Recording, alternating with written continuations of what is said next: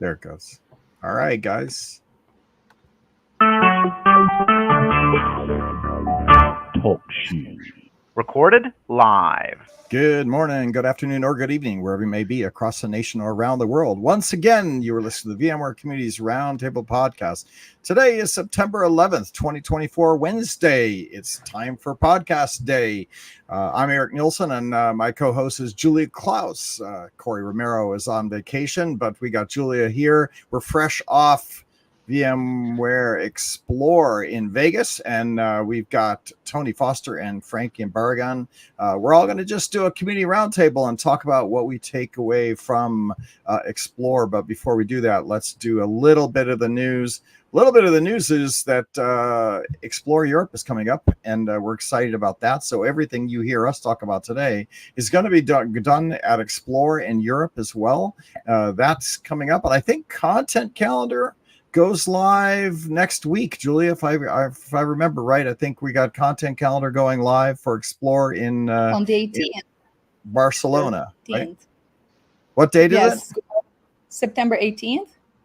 All right, so the 18th, which is next week sometime. Yeah, a week from today, week from Friday, I guess. What is today? Wednesday, a week from Thursday. Okay. So that's coming up. So we're excited about that. We're excited about, doing Explore in Europe. A lot of European people are happy. If you haven't registered yet, get over there and register. Plenty of space, good hotels. It's in Barcelona again, same thing. We're going to be there. We're going to be, the community booth is going to be there again. We're going to have dual theaters, code and community, and the labs, the code labs, talking about ChatGPT and PowerShell. We learned quite a bit doing those labs in the US, so they should actually be better in Europe because we got some feedback, more complicated PowerShell tasks. So we're going to do a little of that. That should be good. And I think that's all we got. Other than that, it's been a busy last month. I don't think we've done a podcast in a month because it's not it was busy. Been doing Europe, doing everything. So let's get started. Julia, how's the weather in Fort Lauderdale, Florida? Because I think that's where you're at. In Florida, as always, it's very hot. We're almost 100 degrees today. So wow. You don't have AC at home here? I thought it only got 100 in like Arizona or something like that. I didn't realize it was going to be 100 down in Florida as well. That's quite toasty. And the humidity must get right. Okay, well, on the show we also have Frankie and Tony. I'll go to Tony first. Tony, how's it going? You went to Explore. What'd you think of Explore this year? I'm doing great, and Explorer was fantastic. There was a ton of good conversation and a ton of good content at Explorer this year. I was really, really pleased with the outcomes and all the different things I got to take away. Nice. And Frankie Barragan, you ran the hackathon. You were also running the code sessions. Your takeaway from another Explore, I know you've been to at least one other one that I know of. I don't know how many this is for you, but what was your takeaway? And you're muted. There you go. Yeah, no, so I think I've been to 9 non-Explorers / VMworlds, right, as a customer partner and as an employee now.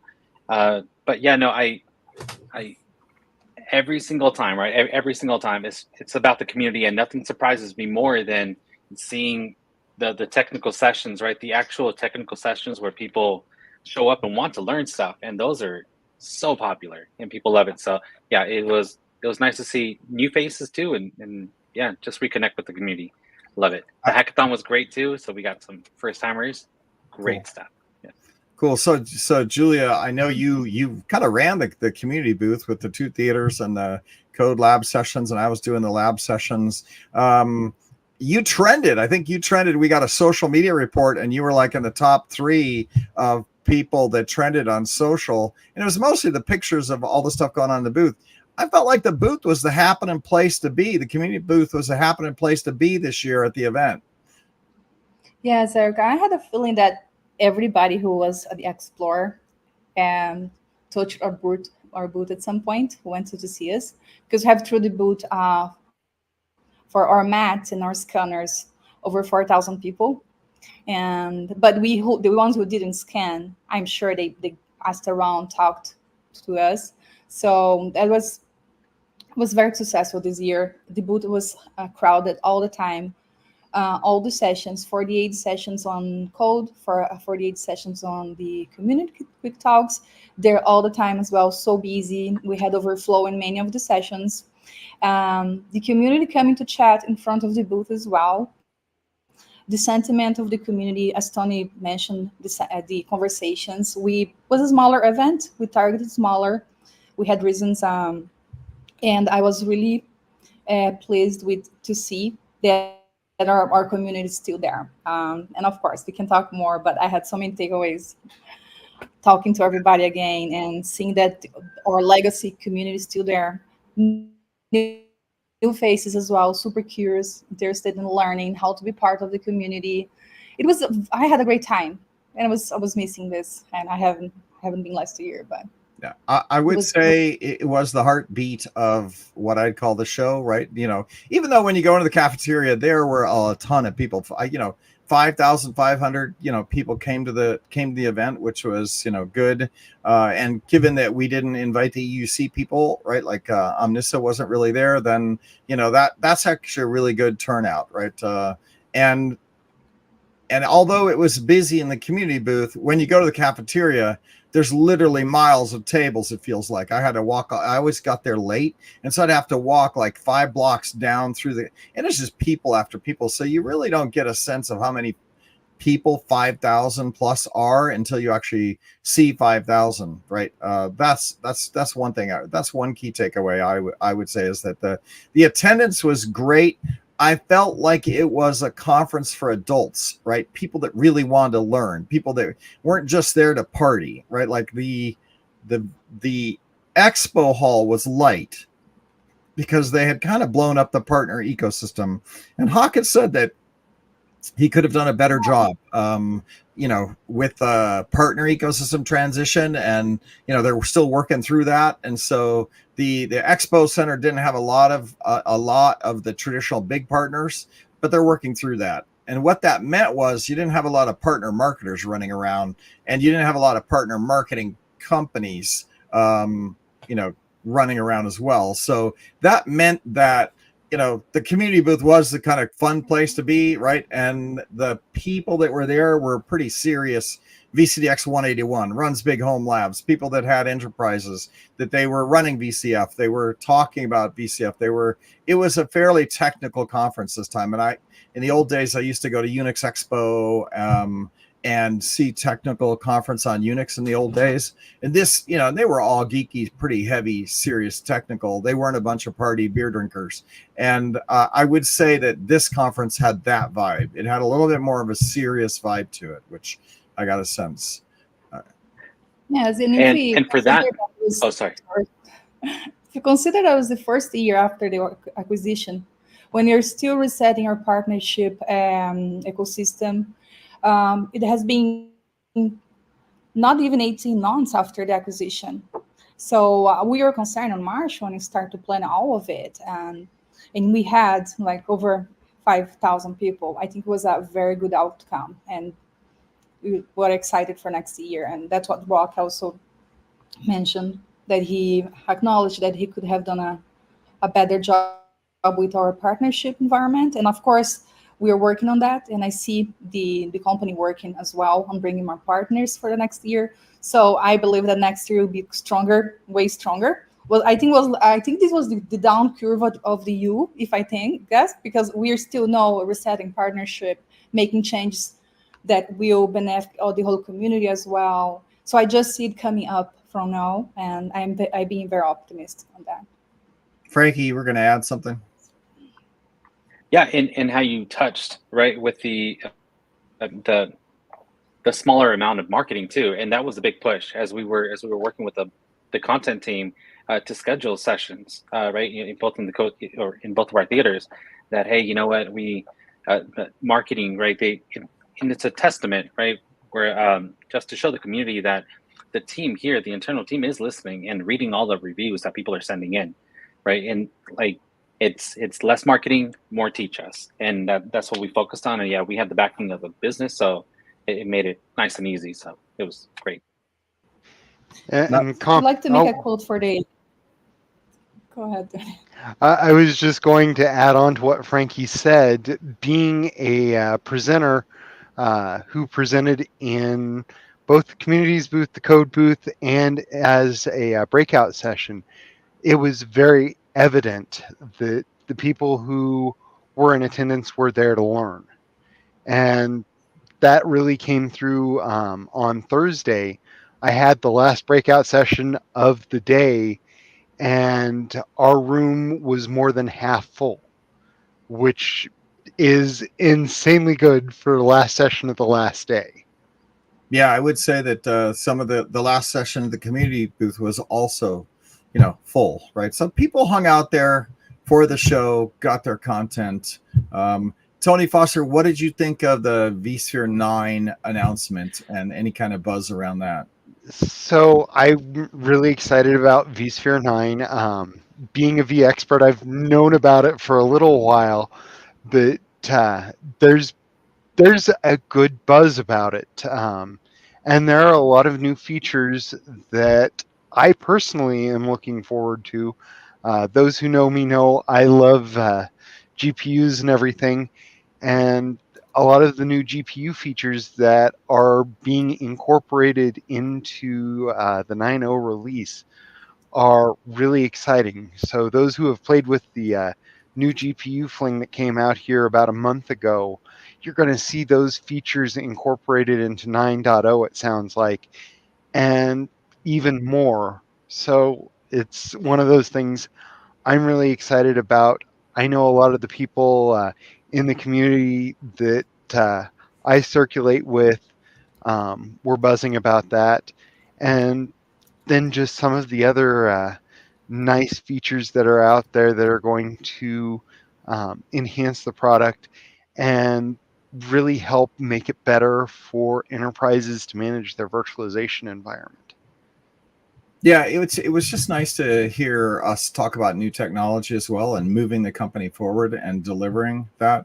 And I think that's making a difference. I know that we made our numbers, our sales numbers, and all that.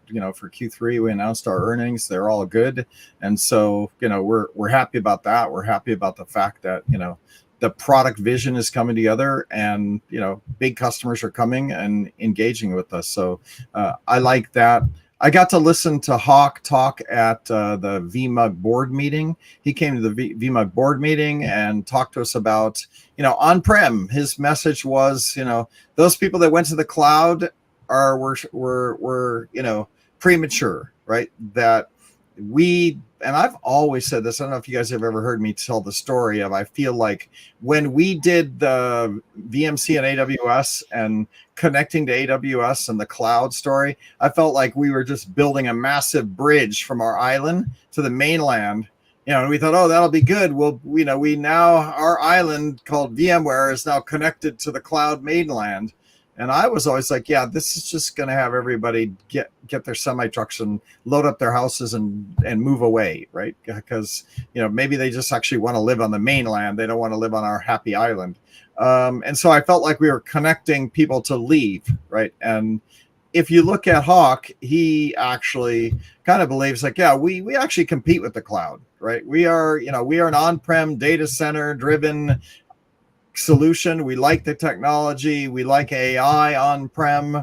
And so he's kind of doubling down on vSphere, and vSphere 9 is part of that. VCF, the whole thing, easy button. Because everybody complained, oh, we're forcing you to buy NSX and vSAN all bundled together in this thing called VCF, right? And he's right. But on the other hand, if you put it all together and make it all work as one, and you can just install it and it's just there and works, then what do I care, right? It's like, I want that. I want those features. I do want better networking. I do want better firewall. I do want, better storage. I want virtual storage. And the only reason I currently don't use any of that is because I got vSphere. I install it. I use it, right? I don't have time to go figure out vSAN and figure out NSX. And if it just installed and worked together when I installed, vSphere, sure, I'd probably use it. But because it doesn't, and it's got multiple consoles, then I don't use it, right? And now maybe the pricing is more or less. I get that. I get that argument, but I do like the idea of the integration, which is what vSphere 9 is, Tony. So that's my take. Oh, absolutely. And I'm gonna get in my way back time machine. Eric, I don't know if you remember this. I certainly remember this back in the ESX 2.0 days. So, like I said, way back time machine. That's just a little bit before Good. me. Right. Okay. I But started on 3. when vCenter was first introduced, there was a lot of the same thing going on. We just need ESX. We just install it and it works, and that's all we need. And now you're adding this vCenter thing into the mix, and you're muddying the water and stuff. Now, can you imagine doing virtualization without a vCenter? Right. Yeah, exactly. Right. Any kind of new piece of software, any kind of new, and then pricing gets a little more expensive because it's a little more complicated, but you got way more features, right? Like you get vMotion, managed servers, load balancing across your workloads, right? That it gives you features, no question. So the vSphere 9 was a big announcement. That's fun. And now for Europe, if you're going to come to explore Europe, I think you'll get more sessions and more information about it because now it's announced, right? And we can schedule and talk a little bit more about that. Frankie, we did the hackathon. The hackathon, I thought, had heartbeat this year, right? I think the room was better. I think that we had some teams. I showed up and tried to do some stuff. We had ChatGPT all over the place. So honestly, I think the hackathon was not as good as the Europe one last year because the Europe one was really fun, because it had good food and an external location. But it was from a making it happen in Vegas. It wasn't bad. Yeah, and one thing I try to teach my kids, right, is not to compare themselves or what they do to something else. So yes, it's good sometimes, but like with the hackathon, every single time you attack it, I think it is something brand new, and you want to bring a brand new experience and want to attract new people too. And I think we hit the mark there. Yeah, as I walked around the room, yeah, there were people there that honestly were like sitting there, and it was like, oh hey, and me, I'm a social little butterfly. So I walked over and said, hey, what's going on? What are we hacking on? And we're like, oh, we're honestly here for a beer and to see what this is all about. And yes, and then we got to explain what it was, and it was nice to see brand new faces that wanted just to honestly hang out with the community and be part of the community on a Monday night and didn't want to go out and party, right? So yeah, we had beers, we had some croissants, we had food and snacks, and definitely a lot of very intelligent people in the room. And how you said you were showing the ChatGPT thing, and then we had walk-ins, and it's just right. Yeah, we want to have those building blocks and to make it even better next year. Yeah, but the room was beautiful. I walked into the room the day before the event and did a walkthrough, and it was beautiful. Yeah, and everybody got their hackathon T-shirts, so that was good, right? Nice deal. I want to flip back to Julia for a minute. Julia, at the booth, we actually for the first time had the vMug booth in the community area in the hub, and it seemed like it was pretty busy. What were you guys doing that it made it so busy?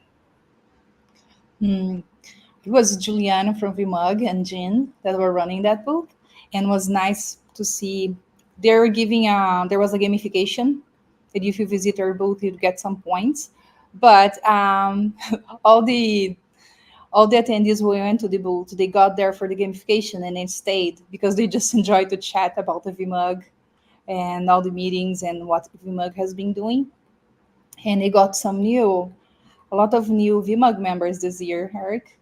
Yeah, I think they picked up 570. But the thing I was getting at is that we were also giving out, really cool jackets and T-shirts, right, as part of the booth experience, right? So when people came, there were some of these McLaren stuff that they were giving away, right, which we're not really allowed to market, but there was a lot of activity around around everybody getting McLaren shirts, right? Which I thought was a fun, exciting thing to have as well. The McLaren shirts and the Legos, they were given from our VMware community booth, from the whole community. It was not specific for VMUG, but they're giving really cool hats, and I saw those, and I didn't get one, but Is But that it a V-Mug hat? What was that hat? it was a What was VMUG hat. It was a Ah, VMUG all right. hat. Yeah. And yeah. we gave away over 500 McLaren t-shirts and over 250 Legos away for people who visited our booth and wanted to be part of the gamification and do some hashtags, and post about the experience. And it was a very great engagement. Oh yeah, this is we're why pulling you the numbers trended. yesterday. I forgot you were giving away Legos if they would social media and put Julia Klaus on it, right? At Julia Klaus. This is why. Now I know why you trended. 500 There are people. criteria there. The hashtag Selfies should with be Julia. VMware Explore and VMware Community. Those are the criteria. And I just posted a lot because I wanted to bring people to our booth, and I was posting about everything that was going on. But the So- hashtag, Yeah. To be honest, somebody who got to walk around and see a lot of different stuff, the best giveaways were in the community space, hands down. You had the standard little tchotchkes that you get out on the show floor, Mhm. but the cool stuff, the stuff people wanted, was in the community space. So hats off to y'all for actually being in tune and knowing what would excite the community as far as giveaways and stuff.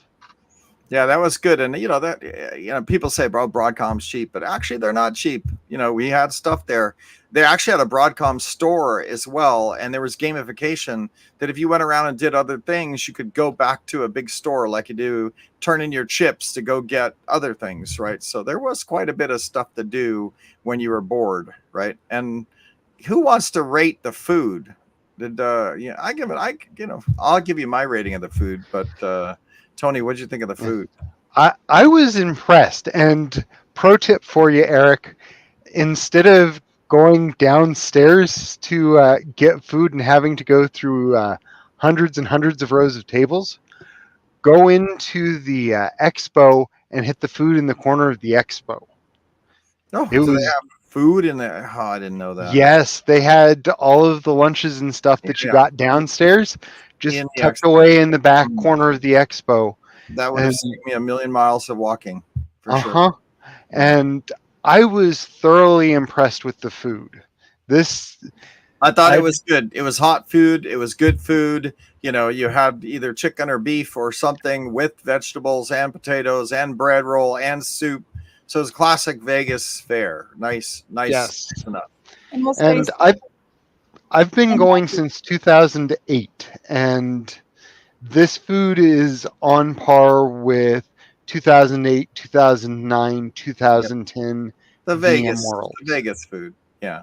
Yeah. I thought the San Francisco food was never that good because they would give lunch boxes, but Vegas food always Cold gave you hot. sandwich. Yeah. Yes. All right. So here's my complaint, and anybody can jump in on the food too. Like my only complaint was they didn't have anything to drink but water. Like there was no sodas. Like usually they have this refrigerator. You could go get a Coke or a Pepsi or Diet Coke, and caffeinate yourself up. There was none of that. I didn't have that problem going to the one in the back of the Solutions Exchange. They had soda back there. Really?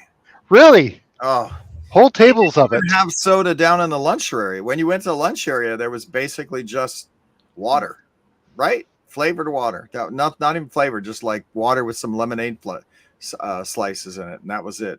Somebody brought me a Diet Coke at one point. Next time, Tony. Yeah.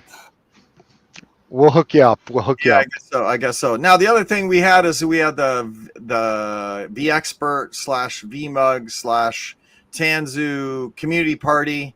it was only the VMUG leaders as well as the vExperts, and so I think we had 150 people there. I don't know if Tony, if you showed up to that or not. Were you invited to that one? Yes, yes. I was there for the entirety of it. It was a really good social event.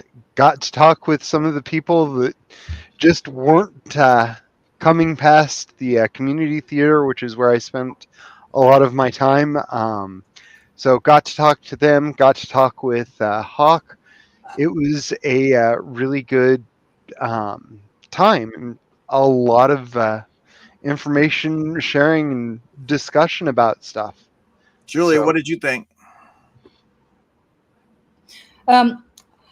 Okay, that was what I found really interesting was when Hawk talked and he opened the microphone for the community, because I feel that was the first time that Hawk faced the community face to face. Like, tell me what you're thinking. Just go ahead. And he put himself there. And I found that that was really important for the ice break in the community and to show the community that he's listening and he's open to that. And I think that was great. And I think the community felt listened and that Broadcom care about what they have to say. And at the end of the day, community, we're all people. We want to be listened. We want to know that even though things are not great for some times, they're listening, they're working on our concerns. And I felt that was a really good reset for this relationship. And I think it bounded more Broadcom and the VMware community. That was my takeaway. I think it was a good synergy. We felt that when you asked, do you want a picture, and everybody say, yeah. Like it was nice to watch that. It was a good feeling.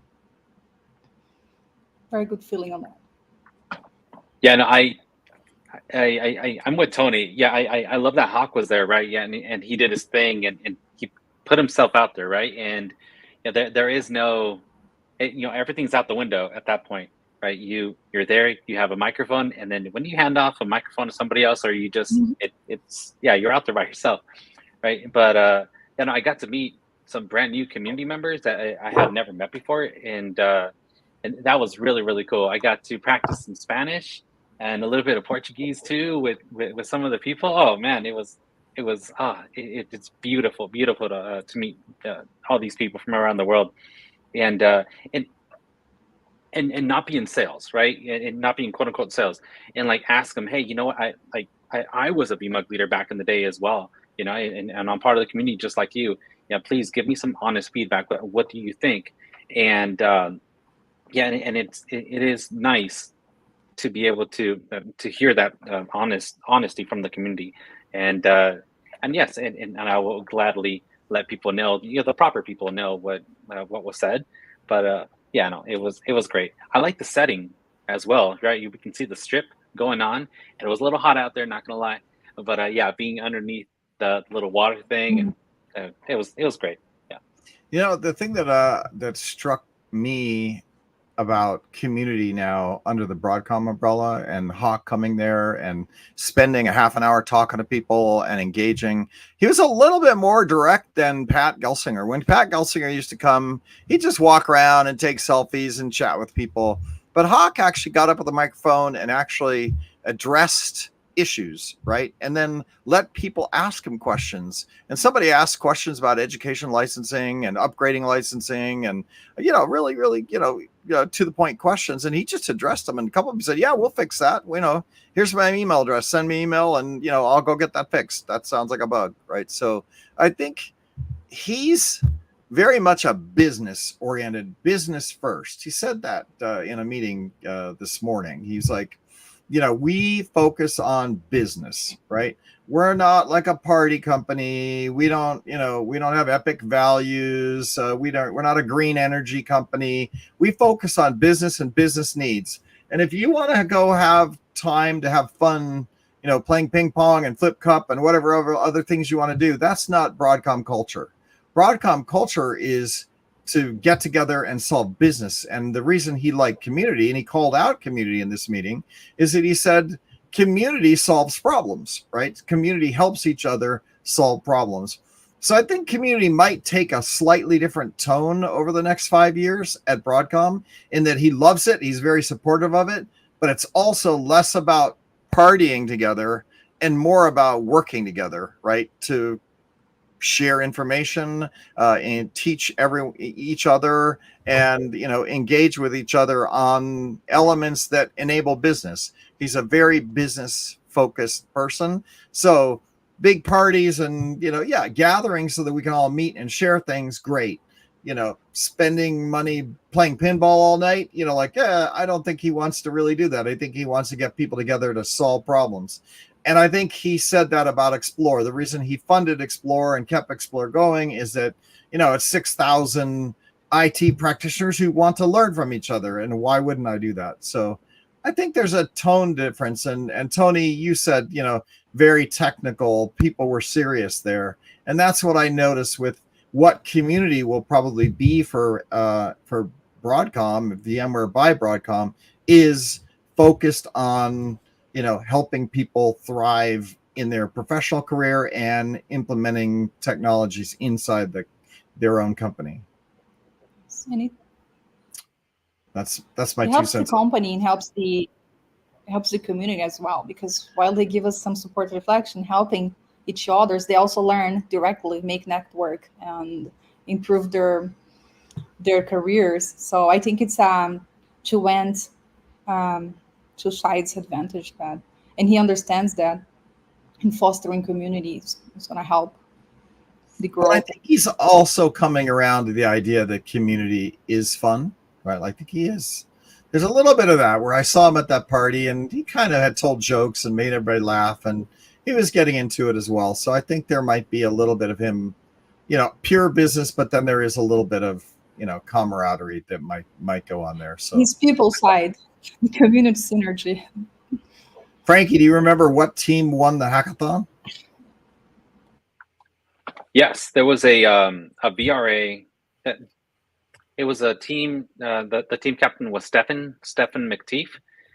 He's out from the UK, and they ran Terraform code to run VRA. Yes, and so the obvious question came in afterwards, when they presented, like why would you do that when VRA is the automation thing? Why would you want to automate it? And if you, so this will be very brief. So with Terraform, right, you can if it's an infrastructure as code tool, and if you leverage everything that VRA has, and it allows you to automate things way faster than having you enter the code and everything to build your NSX, you build your networking, deploy your host. Yeah, you take advantage of everything within VRA, and so that's what they did. They had an all-star team too, and I just spoke to Stefan yesterday actually, and he's going to keep on working on the project, and he's going to be a team captain. He may change projects, but he's going to be a team captain over in Barcelona as well. So yeah, Fantastic. definitely looking forward to that. Yeah, fantastic. So that gets us to Barcelona, right? And what's going on there. And one of the things for Code Labs, we did a question: how many in the Code Labs have used ChatGPT before? And 75% of the people have raised their hand. All right, so 25% hadn't. And then how many had used it to write PowerShell, right? And about 50% of the people had raised their hand. So it's like, okay, obviously Code Labs introducing people to that and then getting them warmed up, that's only really addressing about half the people. Then we asked how many people use the API for ChatGPT to be able to write your own app that would then interact with an AI and then process that. And nobody raised their hands. So, okay, we had, discovered that there were some things that people already knew, and then there were some new things that people really wanted to learn. And so we're going to tweak the labs for that, for Explore Europe, so that they get a little bit more in depth when it comes to using the API. And so that should be good. I think we're doing the rest of the booth. Julia, we got everything that we're going there, except I hear we're going to be in the expo hall. Yes. No more hub. We're going to be in the expo hall, a little bit of different hours this year, but we get to engage to everybody who is going to the expo as well, targeting us because it's going to be a smaller event. So I think it'd be nice for us because we get expo audience. But Eric, I'll give it back to you. What do you think about us being in the expo this year? I think it's great. because I think they're going to make the expo hall kind of like a hub, right? Where the expo hall in Vegas was kind of empty because they didn't have that many partners because the partner ecosystem was all blown up. So it was kind of like the hub was good. We were busy. The VMware Rewards program, that area was busy. But then other areas like the Cube and some of the video things, they were all right. But it seemed like a pretty big hall with not that crowded. And if you went into the expo hall, it was a giant hall that wasn't that crowded. So you could actually build everybody together, right? Where you've got community and the venue and the good food in the corner and everything else. And it might actually be a funner party place to be because you can hang with some vendors, then you can pop over, hang with the community. You can get free stuff from the vendors and you can get free stuff from us. And so pulling all that together, I think is actually a good move. I have no problem with it whatsoever. And I've done it in the past. Unfortunately, I think we carve off 2 hours. They open at 10 instead of 9, and there's not much we can do about that. So it'll be a little bit shorter, but I think it'll be fun. I think it'll be good. I think we'll have people there. To Tony's point, we'll be part of the hall crawl, right? And back in 2008, 2009, that's where the very first community booth, when me and Tony Dunn decided to do, it was vmworld.com, and we made t-shirts that said vmworld.com open 24 hours a day, VMworld 365 days a year. And we had a cute little pavilion that your little avatar could walk around. Tony remembers maybe that stuff. So we built up a whole little online, and then me and Tony Dunn had cool t-shirts made. And then we were in the expo hall, right? And we had like a little area with sofas and couches and a couple pedestals where we could demo the online community. And then we gave away t-shirts that anybody went through a demo. And it was fun because you're in the thick of it. It's a much more vibrant place in the expo hall than when you're in like the community hub, right? So Tony, I don't remember if you remember any of that, but very much so, yes, because that was one of my first community presentations. Fiber channel over token ring. What was his name? Shoot, I can't think of it. Community member gone by. But yes, I remember being in the the big expo Solutions Exchange, in the expo. Yeah, that's what they called it back then, Solutions. And having those conversations and going, hey, Tony, we're about to go and do this presentation. We're going to record it and put it on YouTube. Right. And get in here. Yeah. So, I remember those. I have the shirt somewhere from that first or VMworld, because it was the first one I went to when you were doing that. Yes. Yeah. Yep. And so that's where we started, and we didn't actually transition into a hub until somebody came out with the hang space, which they put fake grass down. I don't know if you ever went to that one where it was all grass and we had a massive social media screen, and then we were in that area in what was like a grassy with the chessboard, the big chessboards and all that.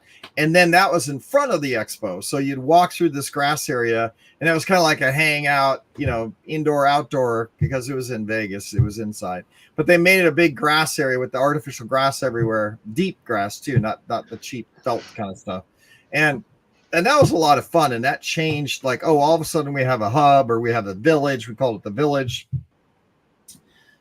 But it made community less about all the solutions and more about just hanging out, right? And so that's where, and then after that, we eventually added theaters, right? Like I remember the first time we added a theater with John Troyer and them, making the theater. So anyway, it's all evolved. So I'm happy about it, Julia. That's a long answer to your question of, what do I think about being in the expo hall? I think it's fine. I think it's actually going to be funner than in previous years, right? Because I know you have been there before, and I was not there by that time. It was interesting to hear the whole background on that story.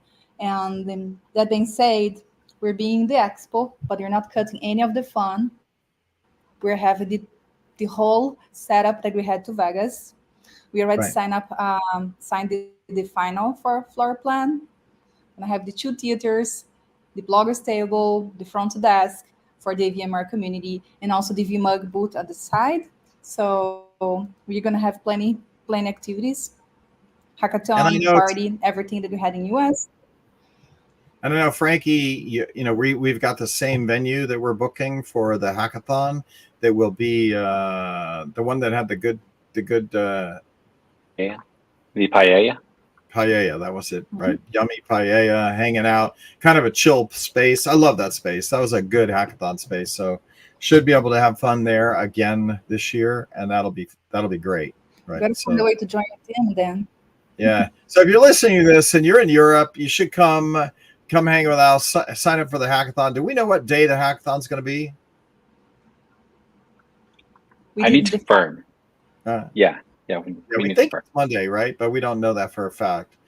I know that the VMUG is having a gathering for leaders and the experts again on Sunday night. So we'll have a Sunday night gig that we'll be busy at, which I'm trying to open up to make it more of an open invite instead of just leaders. So we'll see how that goes. So we got Monday night as the hackathon.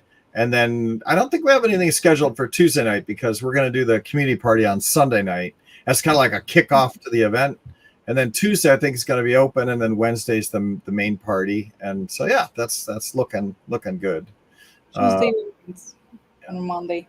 We're between those 2 days, but we'll put an announcement there. Frank has been working on it.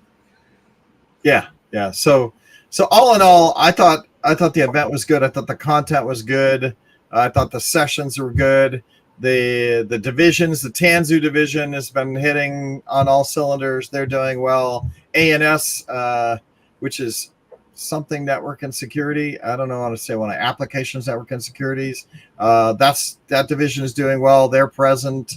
Then we have VCF. They're doing great and they're present. So I think all in all, the divisions for VMware are all present, doing well, have sessions. Yeah. I believe for Vegas, they even had Spring 1 sessions. Yeah, they run some sessions. I believe it was around 30. I was not in there, but they had a nice theater, and I had the chance to pass by a few times, and they had a good audience as well. Not sure if they're repeating on Barcelona because it's the whole area, but yes, we had at Explore US. Yeah, nice. One other thing that they had at the in the hub area that I thought was cool was Pete Fletcher. So his podcast section was over on the opposite side. So I walked over early in the morning before the doors were open to the public, and I tried to catch him. I think I've only met him once, but yeah, no, everything was set up. Everything, it was just cool, right? Just for the community to walk through and see, the Spring Theater, just everything that's going on, and with the HOLs in the background. Yeah, but thanks to Tony with the pro tip about the food and stuff like that. Yeah, definitely next year. Yep. The Cube, John Furrier, he was also there doing interviews. So there was interviews, there was podcasts, there was everything there, right? The experts was busy as well for most of time, for what I saw, and then of course the rewards. The store was busy. A lot of the stuff that was there Monday, you could not get your hands on come Wednesday afternoon. It was sold out. Yeah, I talked to our manager who runs the custom community team, and they said that they sold $16,000 worth of merchandise or something like that. So they're busy the whole time, right?